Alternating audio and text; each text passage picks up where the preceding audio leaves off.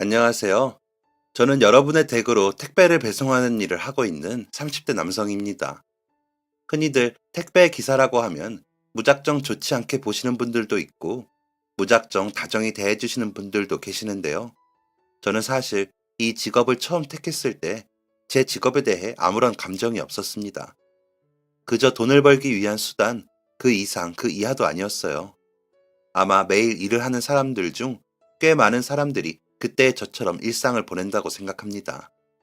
딱히 일을 하면서 성취감을 느낀다거나 보람과 행복을 느끼지는 않았고, 그저 먹고 살기 위해 돈을 벌고, 돈을 벌기 위해 일을 하는 그런 하루들을 살고 있었어요. 집, 직장, 집, 직장. 늘 같은 패턴으로 반복되는 저의 일상은 그저 그동안 해왔기 때문에 익숙해서, 그래야 하기 때문에, 그러는 것 말고는 별다른 방법이 없었기 때문에 그렇게 살아왔습니다. 그런 마음으로 일을 하다 보니 제 일에 대한 애정은 없었어요. 그랬던 제가 어느 날 일하는 보람이 무엇인지 깨닫게 해준 좋은 분을 만나게 되었습니다. 지금부터 들려드릴 이야기는 저의 이야기가 아니고요. 제가 이 일을 하며 만나게 된 어느 할머니의 이야기입니다.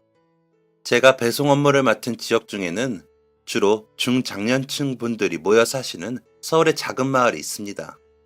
서울이라고 하면 떠오르는 높은 빌딩과 셀 수 없이 많은 차들 대신 높은 계단들 사이사이로 골목이 이루어지고, 그 골목마다 작은 집들이 셀 수 없이 빼곡한 마을이에요. 차를 이용해 배송하기보다 직접 계단을 걸어 올라가야 하는 경우가 더 많은 동네지만, 그렇게 배송량이 많은 동네도 아니라서 딱히 힘들었던 기억도 없습니다. 특별한 점은 주로 특정한 집들만 택배를 이용해 주시기 때문에 그 집들이 제법 눈에 익었다는 것이었어요. 그 집들 중 정말 자주 배송을 가던 집이 있었는데, 주로 가벼운 라면이나 즉석식품, 마실 물 등을 주문하시는 집이었습니다. 꽤 오랜 기간 동안 비슷한 종류의 식품 위주로 배송을 해드렸던 것 같아요. 택배 일을 하면서 배송을 하는 집마다 관심을 가지는 것은 아니었기 때문에 그때까지만 해도 그 집에 대해 별 생각이 없었습니다. 평소와 같이 그 집으로 택배를 배송하던 어느 날, 늘 굳게 닫혀 있던 그 집의 문이 열리면서 이야기는 시작됩니다. 누가 왔어? 아, 안녕하세요. 택배기사입니다. 아유, 맨날 무거운 거 여기까지 가져다 놓는다고 고생이 많아요. 밥은 먹고 온 거요? 문이 열리고 할머니 한 분이 말을 걸어오셨습니다. 가끔가다 고객들에게 들을 수 있는 고마운 마음이 담긴 말씀과 함께 밥은 먹고 일하는 거냐고 여쭈시던 할머니. 사실 꼭 밥을 먹어야겠다는 생각이 드는 때가 아니면 일하는 동안은 식사 같은 건 대충 때우는 게 다반사입니다.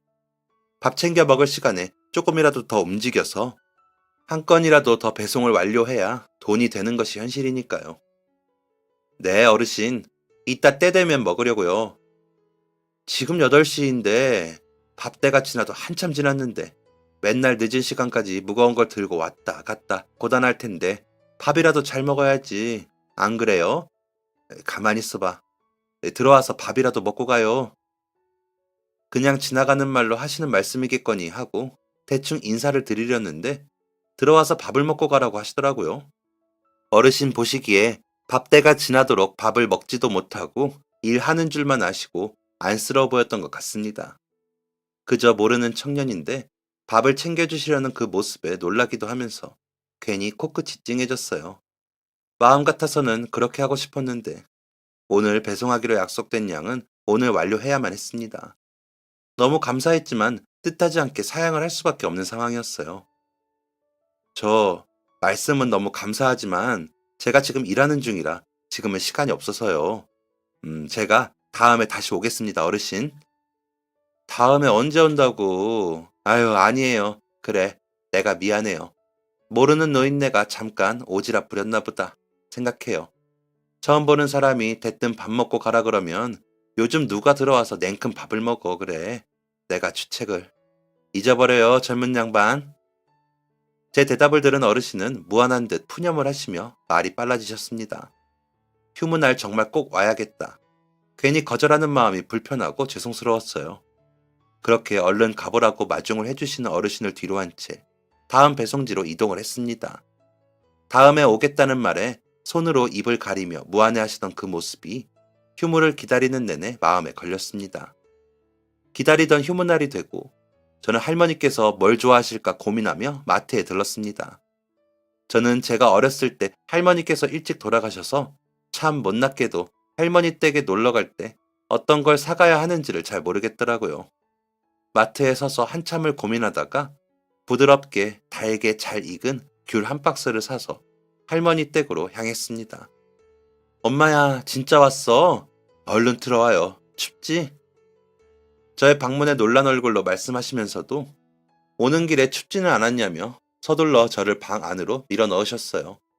놀라움과 반가움이 얼굴에 가득한 할머니를 보며 다시 오길 정말 잘했다고 속으로 생각했습니다. 조금 어색했지만 할머니가 앉혀주시는 자리에 곱게 앉는 것까지 성공했습니다. 조금만 앉아서 기다려. 에구머니나, 이런 건 뭐하러 사왔어, 무겁게. 고마우이. 어르신께서 내어주신 밥상에는 쌀밥과 김, 김치 조금과 라면 한 그릇이 놓였습니다. 늘 할머니 혼자서만 식사를 해오셔서 그런지 밥상조차 작았고 그 밥상 위에 비좁게 그릇들이 들어앉았습니다. 금방 끓인 라면에서 따뜻한 김이 모락모락 피어났어요. 군침이 절로 도는 모양새였습니다. 고소한 라면 냄새에 침이 꿀꺽 넘어갔어요. 얼른 한 젓가락 뜨고 싶은 제 마음을 어르신께서는 아시는지 모르시는지 얼른 자리에 앉지는 않으시고 싱크대 앞에 어정쩡하게 서서 뒷머리를 내만지셨습니다. 결국 참지 못하고 어르신께 여쭈었어요. 어르신, 뭐 필요한 거 있으세요? 제가 도와드릴까요? 아니요, 얼른 앉아서 잡숴. 에이, 그래도 어르신 서 계시는데 제가 어떻게 수저를 들어요. 같이 드셔야죠. 아유. 어르신께서는 마지못해 자리에 앉으며 말씀하셨습니다. 들어와 밥은 먹고 가라고 하셨지만 막상 진짜로 찾아온 청년이 할머니께서도 영 어색하기에는 마찬가지셨나 봐요. 밥상 앞으로 한 뼘쯤 되어 보이는 거리를 띄우고 자리에 앉으신 어르신께서 자꾸만 제 눈치를 보셨습니다. 밥 먹고 가라 사람 불러놓고 밥상이 영 부실한 게 미안해서 뭘 차려주고 싶어도 집에 있는 게 밥하고 김치, 라면 뿐이라 괜히 붙잡아 놓고 좋지도 않은 거 먹이는 게 미안해요잉. 어르신께서는 밥과 라면, 김치만 놓인 밥상이 창피하고 미안하셨는지 연신 다른 곳을 바라보며 사과를 하셨습니다. 얼른 먹고 싶어서 꼬르륵거리는 제 뱃속을 알 리가 없으셨기에 하시는 말씀이셨어요. 저는 부랴부랴 손사래를 쳤습니다. 아니에요. 제가 제일 좋아하는 라면이 안성탕면인데요. 모르는 청년 끼니 걱정해주시는 따뜻한 마음만으로 저는 이미 배불러요. 저 지금 너무 군침이 돌아서 그런데 한 숟갈 떠봐도 될까요, 어르신? 그럼 식기 전에 얼른 들어요. 아유, 여기까지 올라오느라 배가 얼마나 골았을 거야. 저는 얼른 라면 국물부터 한 숟갈 떴습니다. 고소하고 짭짤한 그저 평범한 라면 국물일 뿐인데 일주일간 쌓여있던 피로가 날아가는 기분이 들었습니다. 추워진 계절 얼어붙은 척추를 따라 따끈한 국물이 몸을 녹이는 듯 했어요. 입에 맞는가? 아이고, 내 정신 봐. 라면 맛이 다 거기서 거기지. 뭘 묻고 있어. 진짜 맛있어요. 그리고 근래 들어 먹어본 라면 중에 제일 맛있는데요. 김치도 맛있고요.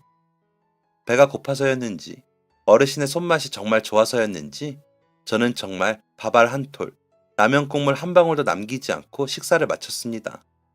식사를 하는 내내 제 앞에 앉아 먹는 모습을 흐뭇하게 바라만 보시던 할머니께 빈 접시들을 포개며 여쭈었습니다. 그런데 어르신은 식사 왜 같이 안 하셨어요? 난 배가 안 고파. 이따 천천히 먹으면 돼. 아이고, 내버려둬. 내가 치울 건데. 아유, 밥만 쏙 얻어먹기 죄송해서 그러죠. 제가 설거지하는 걸 좋아해서 그러니 그냥 앉아 계셔요. 제가 하면 금방 후딱 해요. 아니지, 그래도 손님인데.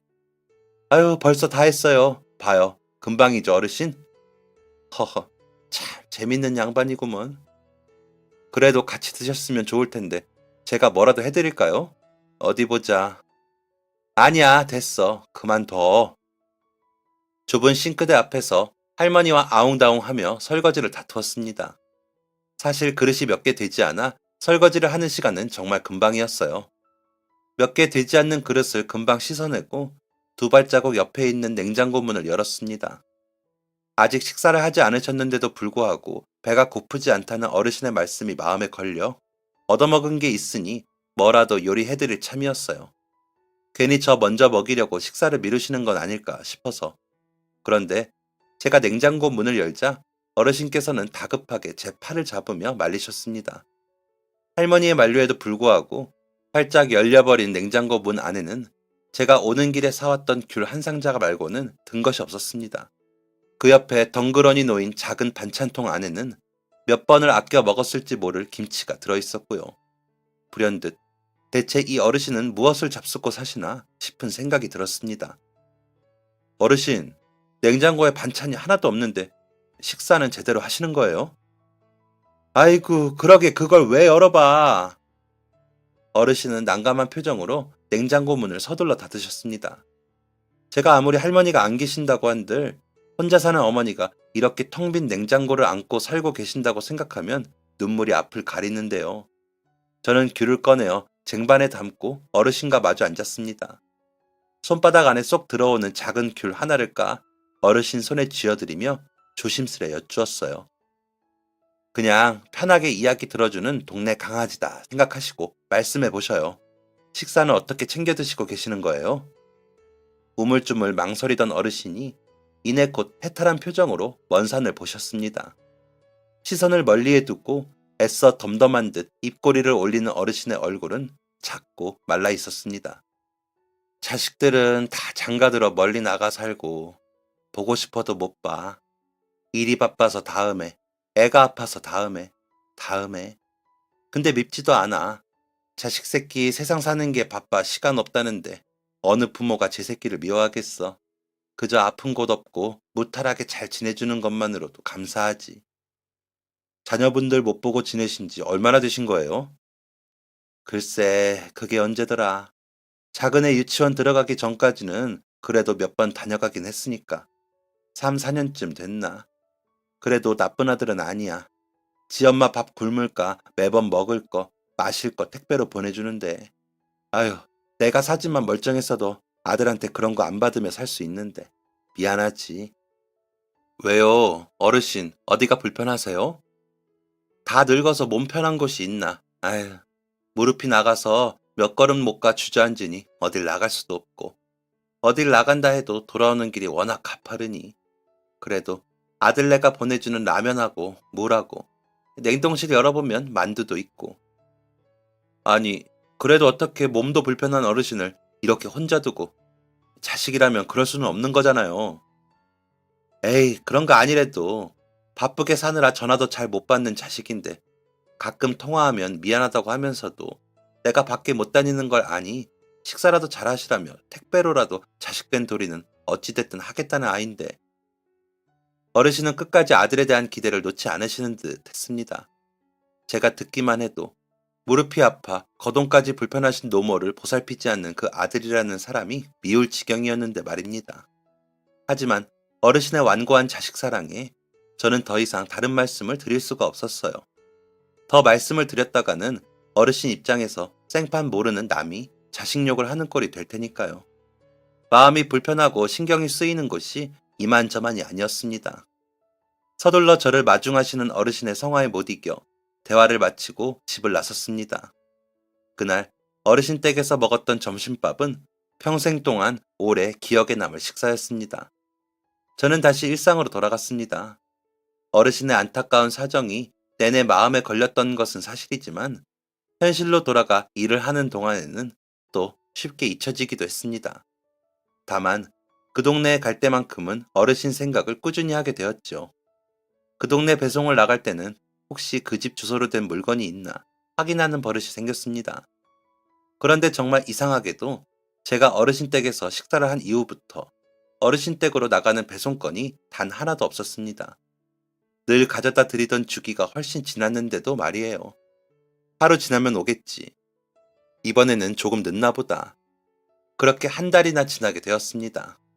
저는 덜컥 겁이 났습니다. 택배가 있으면 배송하는 길에 들러 잘 지내고 계시는지 확인이라도 하며 지내려고 했는데 그마저도 어렵게 된 상황이었어요. 어르신께 무슨 일이 있는 건 아닐까? 걱정하는 마음이 한 달 동안 계속되자 저는 참을 수 없게 되었습니다. 결국 배송할 택배가 없는데도 어르신 댁 문을 두드리고 말았습니다. 누가 왔어? 예전에 그 말투로 문을 열어보시는 할머니. 문 앞에 서 있는 저를 보시고 반가운 듯 웃으셨습니다. 아이고, 택배가 왔나 보네. 어르신은 제가 문을 두드린 게 당연히 택배 배송 때문일 것이라고 생각하셨는지 잔뜩 반기는 얼굴이셨다가 빈손으로 서 있는 저를 보시고 실망 가득한 표정으로 바뀌셨어요. 왠지 기대에 미치지 못한 제 자신이 바보 같더군요. 아유, 택배가 아니야? 어르신, 저 그냥 요즘 택배가 없어서 잘 지내시는지 궁금해서 찾아뵀어요. 이거 제가 자주 가는 빵집에서 산 건데 방금 구워서 아직 따끈따끈하니 이따 드세요. 이런 걸 왜 사다 주나? 밥도 못 먹고 일하면서 자네 잡숴. 아니에요. 저 먹을 거 사면서 어르신 드실 것도 같이 산 거예요. 그러니 어르신 드셔요. 택배 핑계로 자주 찾아뵈려고 했는데 요즘 택배가 없네요. 어르신, 아드님하고는 통화해 보셨어요? 전화를 뭐하러 해? 바쁠 텐데. 바빠서 정신하고 시간이 없으니 보내고 싶은 마음은 굴뚝 같은데 못 보내고 있는 걸 거야. 자네가 와줘서 고맙네. 내 진짜 고마워. 할머니는 제가 사다 드린 빵을 받아들고 포장지를 만지작거리며 말씀하셨습니다. 상황을 보아하니 아무래도 아드님이 택배마저 끊고 지내기로 한 것 같았어요. 마음속에 화가 치밀어 올랐지만 애써 웃어 보일 수밖에 없었습니다. 덤덤한 듯 말씀하시는 어르신의 두 눈에 이슬 같은 눈물이 맺히고 있었거든요. 순간 정말 많이 고민했습니다. 이걸 본체 해야 할지 못 본체 해야 할지를요. 빵봉지만 하염없이 내려다보느라 점점 아래로 숙여지는 어르신의 고개를 보며 지금 이 순간은 못 본 채 해드려야 할 것 같았습니다. 못 본 척 하는 것이 그렇게 힘든 일인지 그때 처음으로 알게 되었습니다. 그렇게 짧은 안부 인사를 나누고 다시 돌아서는 길. 정말 많은 생각이 들더라고요. 무작정 어떤 식으로든 도움을 드리고 싶은 마음과 그런 제 마음과 행동이 어르신께 결례가 되지는 않을까 하는 마음 사이에서 많은 고민을 하게 되었습니다. 그리고 고민 끝에 저는 제 이기적인 마음 쪽에 손을 들어주기로 했습니다. 저는 그 후로 할머니 댁 근처로 배송을 나가는 날이면 빠짐없이 할머니 댁 문을 두드렸습니다. 맛있어서 자주 가던 식당에서 어르신이 드실 수 있는 음식들로 포장해 가져다 드리기도 하고 적적하실 때 한 개씩 꺼내 드실 수 있는 간식들을 사다 드리기도 했어요. 처음에는 이런 제 행동을 이해하기 힘들다는 듯 당황하시던 어르신도 시간이 지나자 저를 친구 보듯 반겨주시기 시작했습니다. 그렇게 조금씩 부담을 내려두고 저를 편한 친구로 받아주시는 어르신께 감사했어요. 큰 도움을 드리지는 못하지만 이렇게 가끔 찾아뵙고 말동무가 되어드리는 것으로라도 어르신께 소소한 행복이 되어드리고 싶었습니다. 긴 대화를 나누는 것은 아니었지만 그렇게 하루 이틀 짧게 대화를 나누며 지내다 보니 자연스레 어르신의 하루 일과도 알게 되었습니다. 어르신은 댁에서 TV를 보는 것과 집 청소, 빨래 등을 하는 것 외에는 별다른 일과가 없으셨어요. 어떻게 하면 조금 다른 행복을 느낄 수 있게 도와드릴 수 있을까 고민을 하다가 댁에서 즐길 수 있는 취미를 찾아드리자 마음먹었습니다. 앞서 말씀드린 것처럼 저는 할머니가 안 계셔서 할머니들은 어떤 걸 좋아하는지 알기 어려웠어요. 그래서 무작정 제 생각만으로 할머니들이 좋아하실 취미를 상상하며 취미거리를 사다 드리게 되었습니다. 처음 사다 드린 것은 뜨개질이었습니다. 이게 뭐야? 뜨개질인데 어르신 적적하실 때 한번 해보시면 어떨까 해서 사왔어요. 예전에 저희 엄마가 하시는 걸 봤는데 이 평범한 실에서 목도리며 장갑이며 만들어지는 게 영 신기하더라고요. 한 번도 해본 적이 없는데 여기 사진으로 크게 설명된 책도 같이 넣었어요. 해보시고 별로면 말씀해 주세요. 뭐하러 이런 걸 사왔어. 내가 잘 못하면 어쩌나. 아유, 고마워. 정말 어떡해. 고마워서.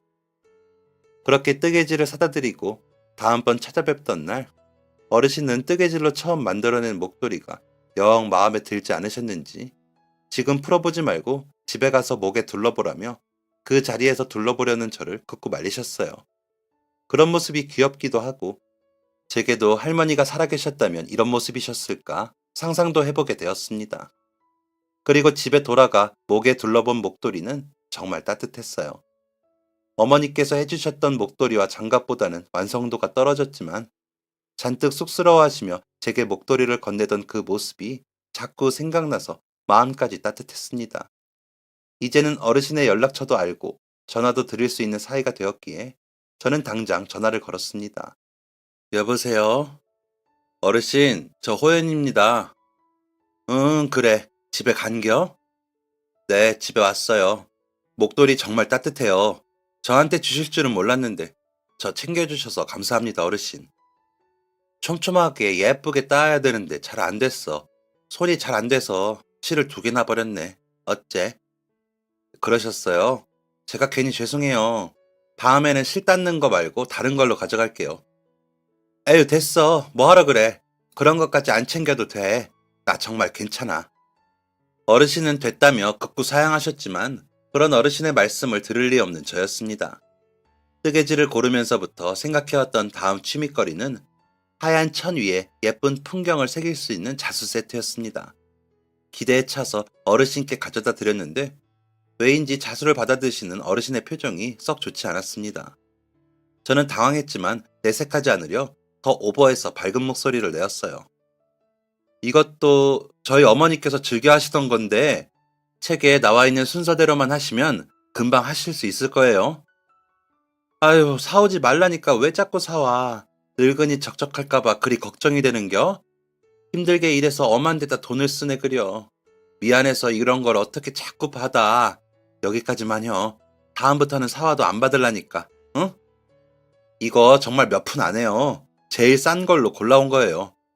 어르신 왕자 초보라 초보들이 하는 건 돈 얼마 들지도 않아요. 그러니 그냥 이게 재밌나 아님 저게 재밌나 골라 잡숴보세요. 어르신께서 표정이 어두워지신 것은 아무래도 제가 당신 취미거리마저 신경을 쓰고 챙겨드려 하니 미안한 마음 때문이었던 것 같았습니다. 저는 일부러 돈 몇 푼 하지 않는 거라고 둘러대며 어르신을 달래드렸습니다. 곧 관심 있는 얼굴로 포장을 뜯어보시고 책자에 놓인 그림을 요리조리 살펴보셨습니다. 그 모습을 보는 게 어찌나 마음이 뿌듯하던지. 그리고 며칠이 지났을까요? 핸드폰으로 사진 하나가 왔습니다. 어르신이었습니다. 꽤 예쁘게 자수를 놓으셨더라고요. 게다가 핸드폰으로 사진을 보내실 줄 안다는 것을 처음 알았습니다. 저는 너무 기쁘고 반가운 마음에 다시 전화를 걸지 않을 수가 없었어요. 어르신, 너무 예쁜데요? 한번 했다가 마음에 안 들어서 다시 처음부터 했어. 그래도 두 번째엔 제법 그림같이 나오니까 영 뿌듯하네. 내가 자네 아니었음 이런 걸 언제 해봤겠어. 예쁘고 좋아, 아주. 정말요? 마음에 드신다니 다행이에요.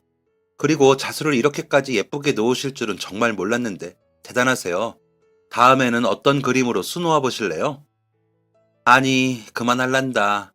자네 자꾸 노인네 노는 거에 돈 쓰지 말어.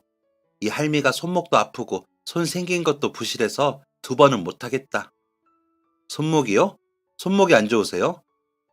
늙어서 그러지. 늙으면 관절이 다 아프고 쑤신 거요. 그러니까 자네도 한 살이라도 젊을 때 이것저것 다 해보고 살아. 아무튼 다음에는 뭐 사올 생각 말고. 죄송해요.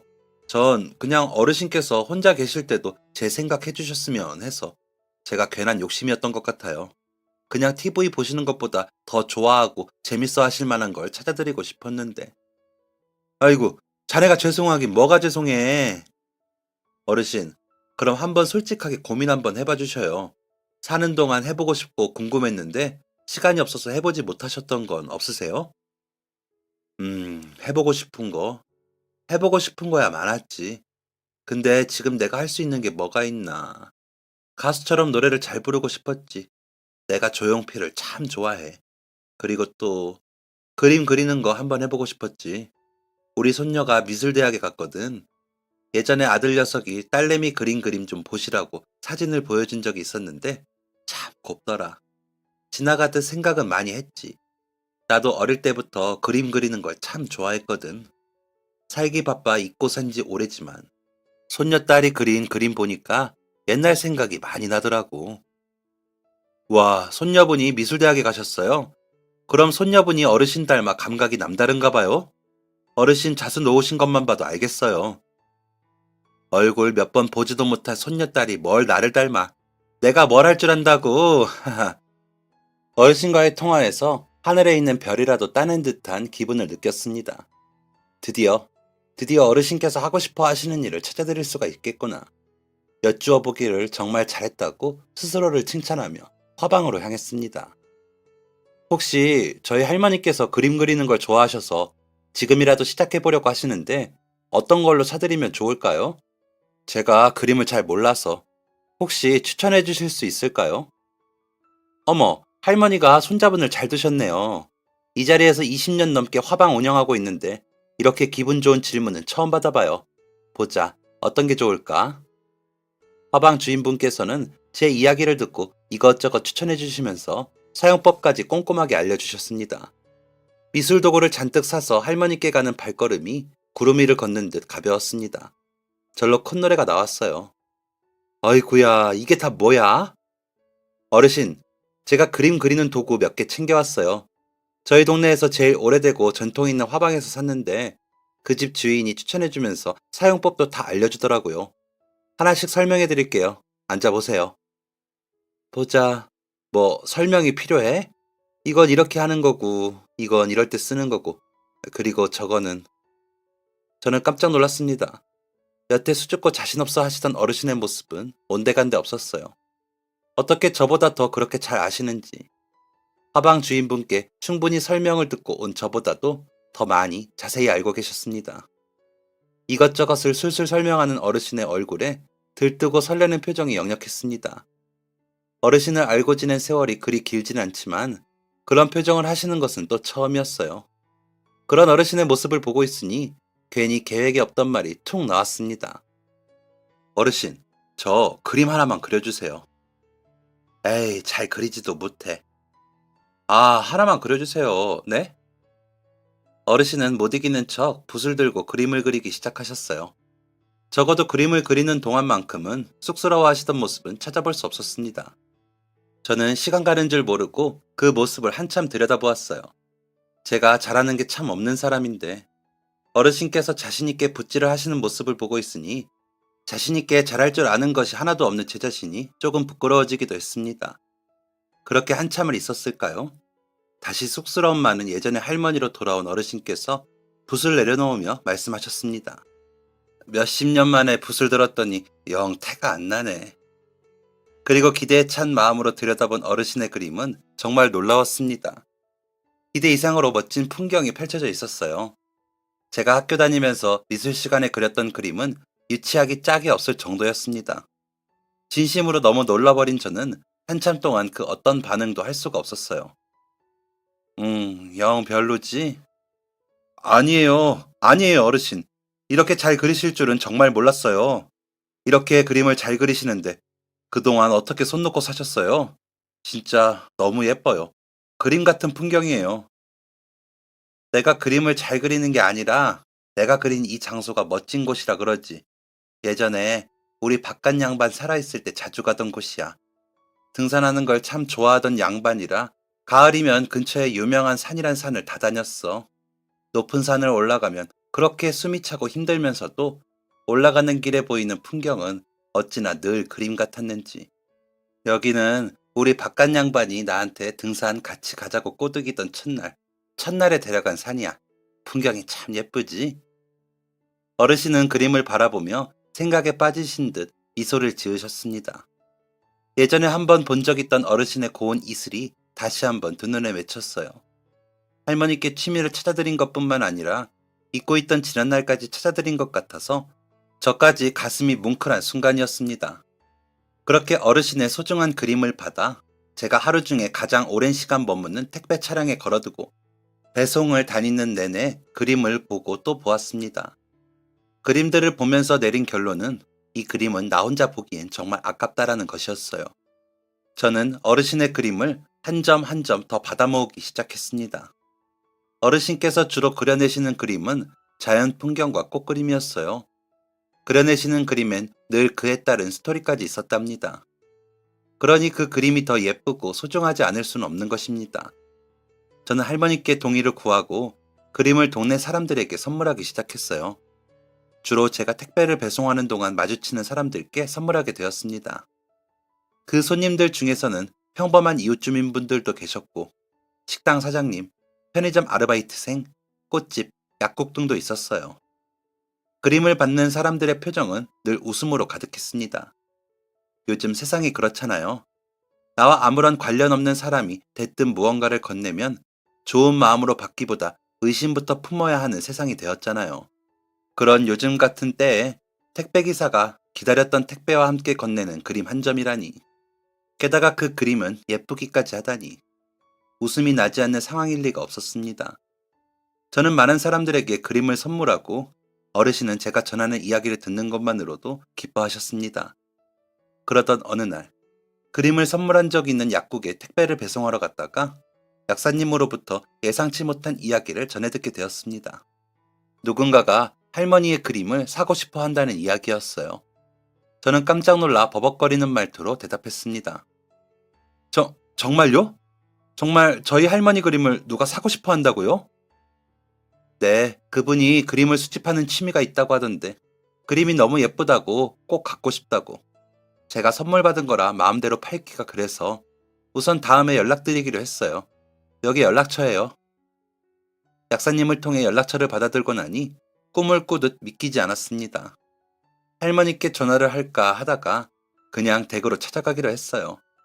기쁜 소식을 무엇보다 얼굴을 뵙고 전하고 싶었습니다. 연락처를 전달해준 약사님께 감사 인사를 드리고 어르신 댁으로 향했습니다. 그 어떤 날보다 심장이 두근거렸어요. 어르신께서 너무 놀라시면 어쩌지.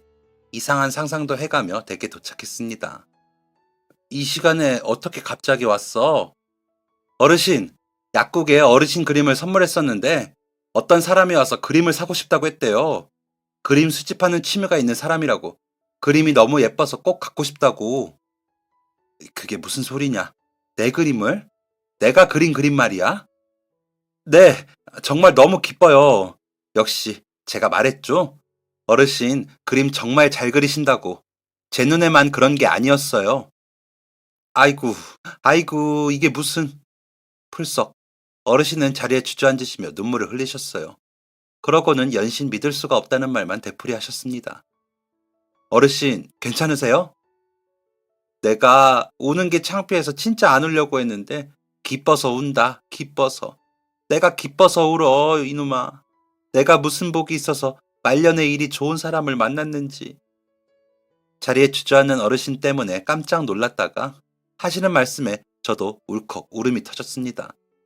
정말 울 일이 아닌데, 울 일이 아닌데 하면서도 할머니의 말씀이 너무 감사해서, 그리고 처음부터 좋은 분이셨던 할머니께 이런 말씀을 듣는 게 황홀해서 저도 모르게 울음이 터진 것 같았어요. 저희는 그렇게 서로를 좋은 사람이라고 칭하며 한참 동안 감격에 빠졌습니다.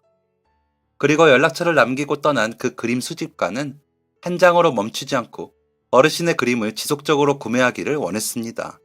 며칠 지나지 않아 할머니께서 그린 그림은 그 미술작품 수집가를 통해 꽤 많은 숫자가 팔리기 시작했어요.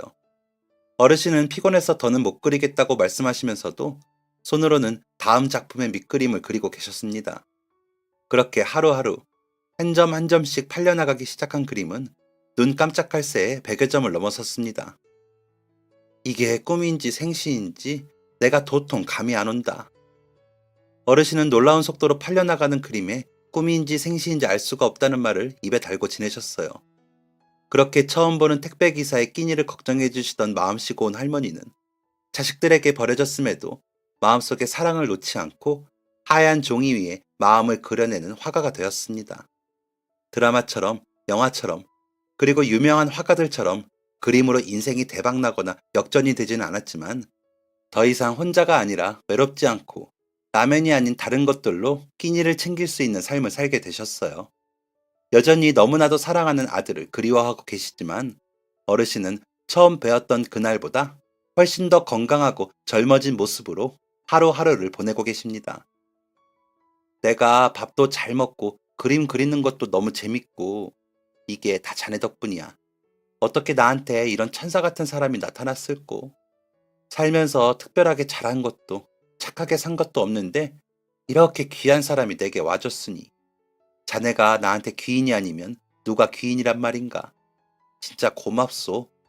자네 덕분에 이제 지겨운 라면 그만 먹어도 되니 그것만큼 좋은 게 없어. 어르신, 저는 한 게 없어요. 어르신 드실 밥도 없는데 처음 보는 택배기사 딱하게 여겨 흔쾌히 끓여주셨던 그 라면. 그때부터 어르신은 제게 귀인이셨습니다. 어르신께서 제게 베푸셨던 그 따뜻한 마음에 비하면 저는 정말 해드린 게 없어요. 뭔 소리 하나, 이 양반아. 다 자네 덕분이지. 길 가는 사람을 붙잡고 물어보게 10중 8구 다 김호연이가 잘해서 그렇게 됐다고 이야기하지. 고마워. 내가 소원이라도 들어주고 싶어. 아이, 부끄럽게. 소원이요? 그럼 제 얼굴 한 번만 그려주세요. 그림? 네. 어르신이 보시는 제 얼굴은 어떤지 정말 궁금해요.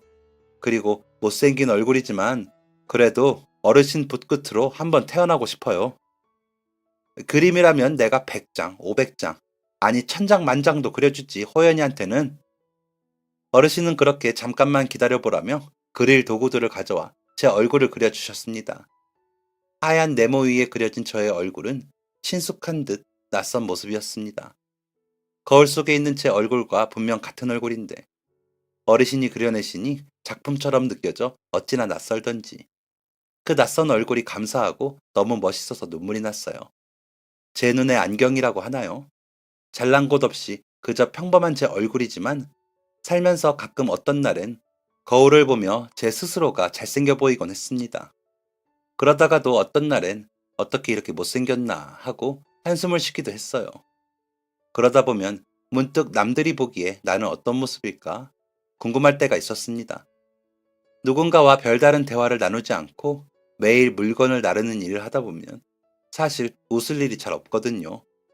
배송을 하다 보면 건물 엘리베이터의 거울을 보거나 퇴근 후 회사 유니폼을 입은 채 화장실 거울을 보게 될 때 멋진 표정을 짓지 않는 무방비 상태의 제 얼굴을 마주하게 되는데요. 웃음기 없는 얼굴에 먼지 묻은 유니폼과 얼굴에 맺힌 땀을 보면 그 모습을 하고 사람들을 마주하는 것이 부끄러운 날도 참 많았습니다. 지금 돌이켜보면 못난 생각이었다는 생각이 들지만 그땐 왜 그랬는지. 할머니를 알게 된 후로도 꽤 오랜 시간 동안 저의 그 생각에는 변함이 없었습니다. 하지만 할머니를 통해 제 자신에 대한 새로운 시각도 가질 수 있게 되었어요. 조금은 저 자신을 사랑하게 된 것 같습니다. 이렇게 스스로의 얼굴이 그려진 한 장의 종이를 보며 작품이 따로 없다고 생각하고 있으니까요. 앞으로 그저 더 오래오래 그림을 그릴 수 있는 할머니였으면 좋겠습니다. 낯선 청년과 낯선 할머니로 만나 서로를 안쓰러워하며 마음을 나누려고 했던 저희. 할머니와 손자, 엄마와 아들 같은 말보다는 친구라고 표현하고 싶어요. 항상 편안하게 마음에 있는 것들을 이야기하고 기쁨과 슬픔 모두를 나눠 가질 수 있는 그런 사이. 제 친구이자 멋진 화가인 오순자 할머니를 진심으로 응원합니다. 그리고 이 사연을 듣고 계신 여러분들께도 감히 응원의 메시지를 보내봅니다. 하고 싶은 것, 좋아하는 것, 늦었다고 포기하지 말고 다음에 하자고 미루지 말고 지금 도전해보세요. 그리고 얼마 지나지 않아 먹음직스럽게 열릴 달콤한 열매의 맛을 꼭 느껴보시기 바랍니다. 그리고 혹시 사는 게 바빠서 늙어버린 부모님이 귀찮아서 연락도 하지 않고 발길도 끊어버린 못난 자식들이 있다면 지금도 충분히 늦었으니 더 늦기 전에 찾아뵙기를 바랍니다.